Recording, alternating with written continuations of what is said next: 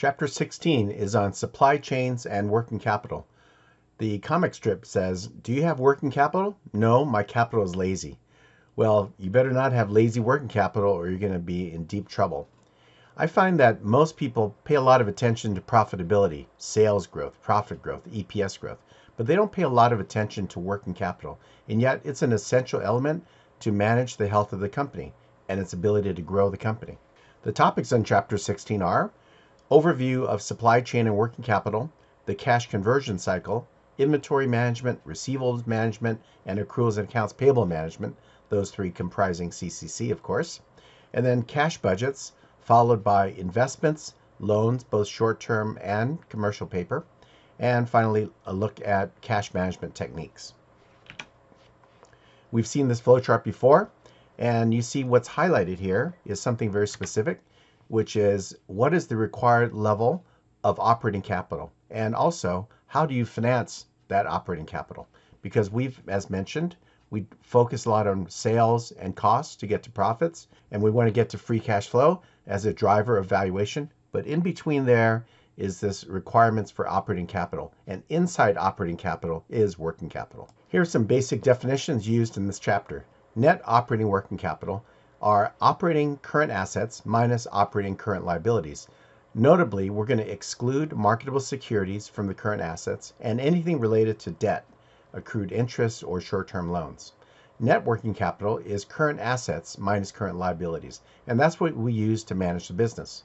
The working capital management includes the working capital policy, how do we manage things like receivables, inventory, and payables, and also the control mechanisms by which we manage those important assets. Next is working capital policy.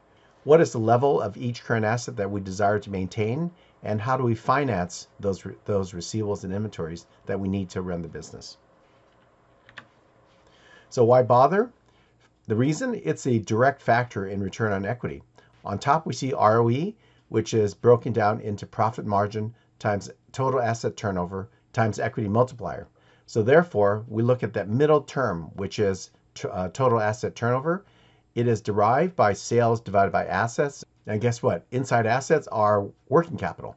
So if we can somehow manage our assets more efficiently, we can lower the assets in that denominator and therefore increase the return on equity. And that's what we'll be looking at today. We'll be looking at specifically working capital, which are current assets and current liabilities. When we hear the term supply chain, it's part of a larger process within the company. Supply chain looks at raw materials, manufacturing, warehousing, and distribution. And these may be outsourced or we can be vertically integrated into all these functions.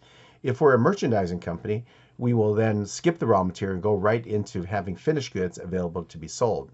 But on the backside, there are other aspects related to the supply chain or the value chain that go all the way to the selling and post-sales support, which could be reverse logistics for return or other aspects of managing the business for long-term success.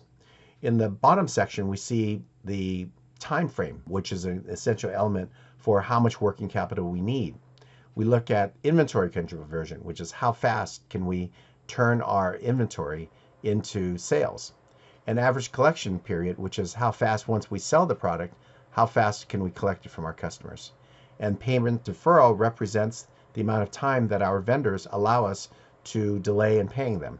And the longer we can get terms from them, say 60-day terms, then we can utilize our cash for other purposes rather than pay the vendors at that time, without being late on our payment, of course, to vendors. And the process has received materials as raw materials. We pay cash to purchase materials within whatever deferral period is permitted to us. And then we have cash conversion, where we're trying to turn that inventory into cash as quickly as possible. The cash conversion cycle, which we've seen before, is equal to the days inventory outstanding, otherwise known as inventory conversion period. And it means how long does it take you to sell the items in your inventory. There is no one right answer. For some industries, it might be very fast, like a bakery. In other industries, like manufacturing cars, it's quite a bit longer than making a croissant.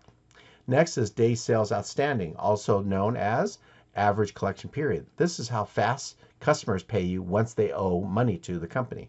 And normally we give terms of 30 days. So we're looking for the vicinity of 30 days as a decent time to collect our receivables.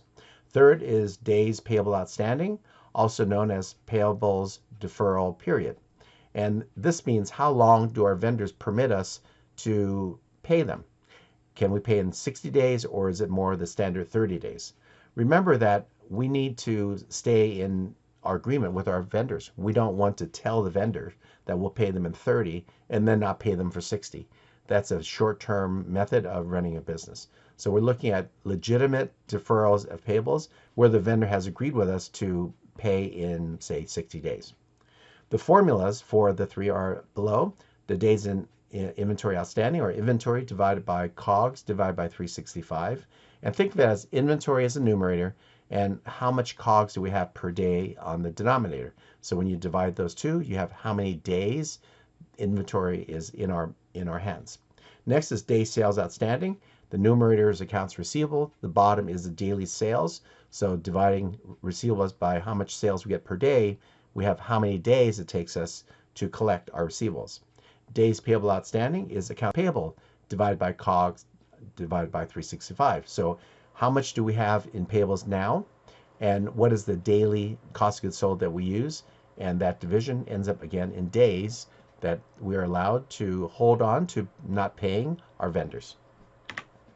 So let's try out some numbers and see how we can do some analysis around CCC. The assumptions are based on the top. We have annual sales of 150, cost of goods sold of 122, inventories of 17, receivables of 51, and accounts payable of 13. So we're going to go into Excel and we'll explore how to do the metrics on the bottom. On the bottom of this Excel sheet, you see the metrics that we have been working with, the days in inventory outstanding, the days sales outstanding, and days payable outstanding. These are the formulas for the calculations, and here's the calculation. So inventory divided by COGS divided by 365. So this cell is inventory, which is right here, 17, divided by COGS, which is right there, 122, divided by 365. Result is 50.9. Next is we'll look at the day sales outstanding.